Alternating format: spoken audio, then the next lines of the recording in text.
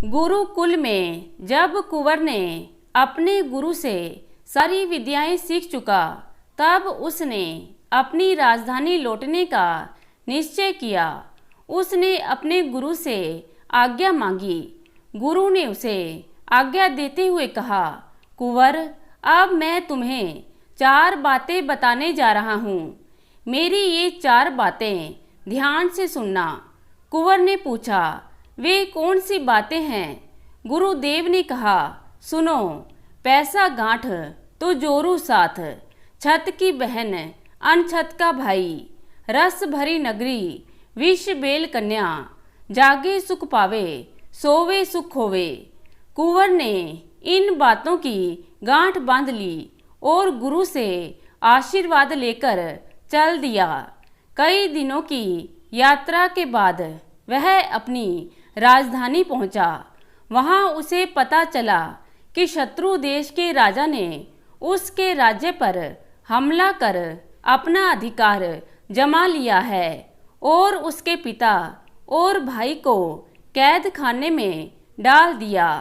अब उसका वहां रुकना खतरे से खाली नहीं है। यही सोचकर कुंवर वहां से चला गया। कुंवर सोचने लगा कि किस प्रकार अपना राज्य वापस लिया जाए। तभी उसे अपने ससुराल का ख्याल आया। उसकी पत्नी अभी भी अपने मायके में ही थी।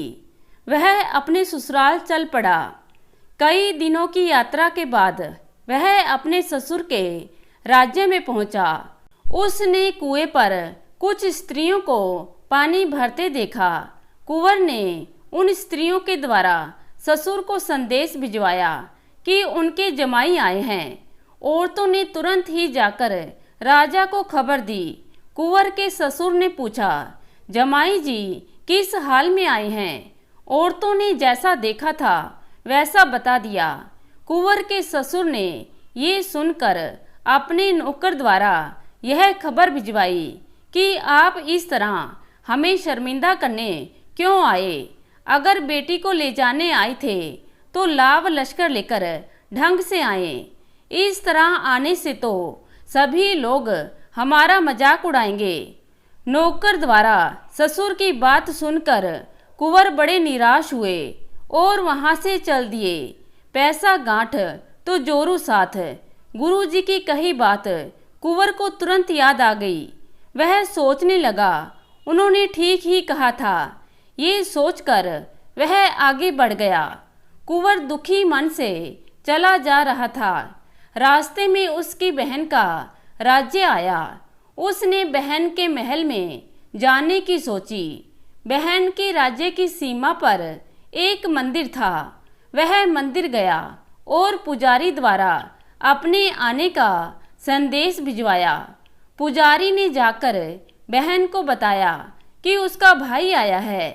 बहन ने पुजारी से पूछा, मेरा भाई कैसा है और किस हाल में आया है?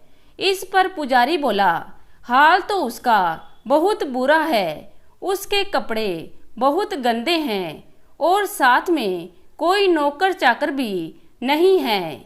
ये सुनकर बहन ने कहा, मेरे भाई से कहो कि अगर आना ही था तो नौकर चाकर और लाव लश्कर लेकर शान से आते। इस तरह आकर ससुराल में मेरी खिल्ली न उड़ाएं। पुजारी ने कुंवर से सारी बात कह सुनाई। ये सुन उसे बहुत दुख हुआ। उसे अपने गुरु की कही बात याद आ गई। वह निराश लौट चला। चलते चलते वह इस सोच में डूबा था कि धन संपत्ति न होने पर अपनी सगी बहन भी संकट में साथ छोड़ देती है। 2-3 दिन के सफर के बाद वो अपने नैनिहाल में पहुंचा। उसके नाना के कोई बेटा नहीं था, इसलिए उसने कुंवर के एक भाई को बचपन में ही गोद ले लिया था।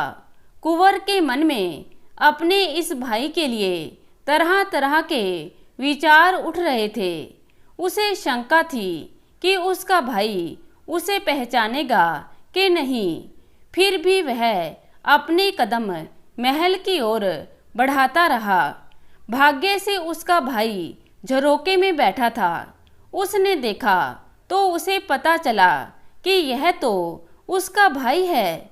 वह तुरंत अपने भाई की ओर दौड़ा और उसे अपने गले से लगा लिया। कुंवर के भाई ने उसके मैले कुचेले कपड़ों की भी परवाह नहीं की। वह उसी तरह भाई को गले लगाए रहा। दोनों भाइयों की आंखें भीग गईं। वह कुंवर को बहुत मान सम्मान के साथ महल में ले गया और बढ़िया वस्त्र पहनने को दिए और उसे भोजन कराया। और फिर भाई ने कुंवर से उसका हाल चाल पूछा। कुंवर ने अपने भाई को सारी बातें बता दी। सारी बातें सुनकर भाई ने कहा, तुम्हें जरा भी फिक्र करने की जरूरत नहीं, तुम यहाँ आराम से रहो, तब तक मैं उन्हें छुड़ाने की तैयारी करता हूँ। कुंवर ने भाई के महल में रहते हुए अपने परिवार को छुड़ाने की योजना के बारे में सोचता रहा। उसने अपने बड़े भाई के साथ मिलकर एक योजना बनाई। उसे अपने गुरु की कही बात याद आ गई। छत की बहन अनछत का भाई, दोनों ही बातें बिल्कुल सच निकली। एक दिन कुंवर की इच्छा शिकार खेलने की हुई। उसने अपने मन की बात अपने भाई को बताई। भाई ने तुरंत कुंवर की सुरक्षा के लिए सिपाहियों को आदेश दिया कि कुंवर के साथ शिकार पर जाने की व्यवस्था की जाए। कुंवर सिपाहियों को साथ लेकर शिकार खेलने निकल गया। शिकार खेलते खेलते वो जंगल में रास्ता भटक गया। सिपाही भी पीछे रह गए। शाम होने वाली थी। रास्ता ढूंढते ढूंढते वह दूसरे नगर में जा पहुंचा। तब तक काफी अंधेरा भी हो चुका था। उसने उसी नगर में रात बिताने की सोची।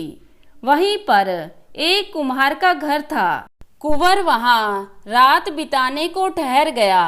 वह भोजन कर सोने वाला ही था कि उस राज्य के सिपाही आए और कुम्हार के इकलौते बेटे को पकड़कर ले जाने लगे। कुम्हारिन जोर जोर से रोने लगी। कुंवर ने पूछा, क्या बात है? सिपाही तुम्हारे बेटे को क्यों ले जा रहे हैं? कुम्हारी ने बताया, बेटा, राजा के सिपाही रोज एक घर से एक लड़का ले जाते हैं। उसकी शादी राजकुमारी के साथ कर देते हैं, किंतु अगले दिन वह लड़का मरा हुआ मिलता है। आज मेरे बेटे की बारी है। अब मैं कैसे अपने बेटे को बचाऊं? कुंवर बोला, आप चिंता ना कीजिए, आपके बेटे को कुछ नहीं होगा। उसकी जगह सिपाहियों के साथ मैं जाऊंगा।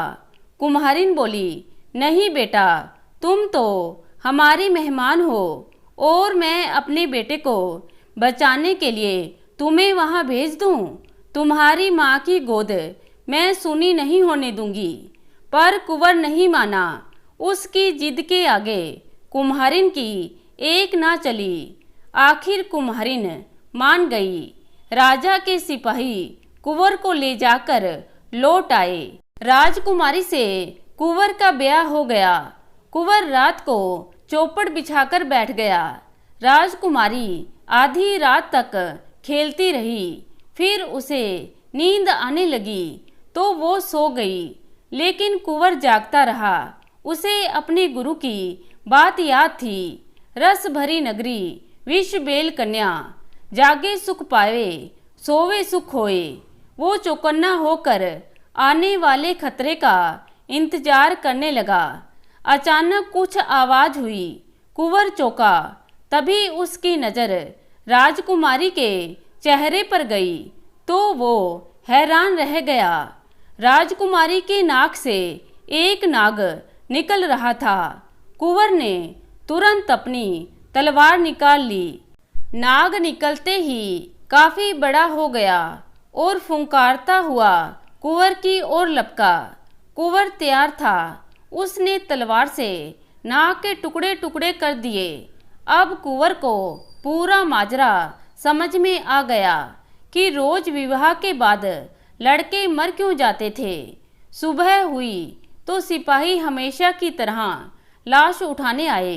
वहां कुंवर को जिंदा देखा और राजकुमारी के पलंग के पास मरा हुआ नाग देखकर वह हैरान रह गए। उन्होंने तुरंत जाकर यह खबर राजा को बताई। राजा ने जब यह खुशखबरी सुनी तो उसकी खुशी का ठिकाना नहीं रहा। कुछ समय ससुराल में रहकर कुंवर अपने भाई के महल में वापस लौट आया। उसने अपने भाई को सारा किस्सा बताया। कुछ दिनों के बाद दोनों सेना लेकर अपने राज्य जा पहुँचे। वहाँ शत्रु राजा को हराकर अपने माता पिता और भाई भाभीयों को कैद से छुड़वा लिया। कुंवर गुरु की बताई इन 4 बातों को जीवन भर नहीं भूला। तो दोस्तों, कैसी लगी कहानी? उम्मीद करती हूँ कि कहानी को पसंद करेंगे। अगर अच्छी लगे तो लाइक करना मत भूलिएगा। धन्यवाद।